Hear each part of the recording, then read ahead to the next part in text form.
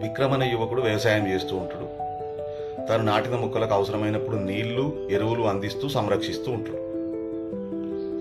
నెలలు సంవత్సరాలు గడిచిపోతాయి కానీ ఆ మొక్కలేందో అవి భూమిపైకి రావు, పెరగవు. సాటి రైతులేమో 6 నెలలకోసారి పంట దిగుబడి సాధిస్తూ మంచి ఫలితాలను పొందుతూ ఉంటారు. అందరూ విమర్శిస్తూ ఉంటారు, అసలు నువ్వేం వ్యవసాయం చేస్తున్నావు, ఏ పంటను సాగు చేస్తున్నావు, ఇదే నా పద్ధతి అని చెప్పి. కానీ నా తొనకడు వెనకడు. 4 సంవత్సరాల తర్వాత మొక్కలు బయటకు వస్తాయి భూమిలో నుండి. ఒక 10 వారాల వ్యవధిలోనే 100 అడుగుల ఎత్తు వరకు పెరుగుతాయి. అవి ఒక రకం వెదురు మొక్కలు. ఈ 4 ఏళ్ల కాలంలో ఆ మొక్కలు వాటి వేరు వ్యవస్థను భూమి లోతుల్లో వరకు విస్తరించినాయి. అంటే అంత ఏపుగా పెరగడానికి కావలసిన విధంగా తయారైనవి.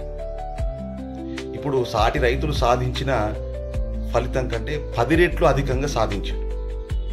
ఒక గొప్ప విజయం సాధించడానికి సహనం, పట్టుదల, నిరంతర శ్రమ కావాలి. ఒక్కోసారి ఫలితం వెంటనే మనకు అనిపించదు, అది అదృశ్య రూపంలో ఉంటుంది. అయినా ఆ ఫలితం మీద ఒక నమ్మకం ఉండాలి. అప్పుడే మనము ఒక గొప్ప పనిని విజయవంతంగా సాధించగలుగుతాం.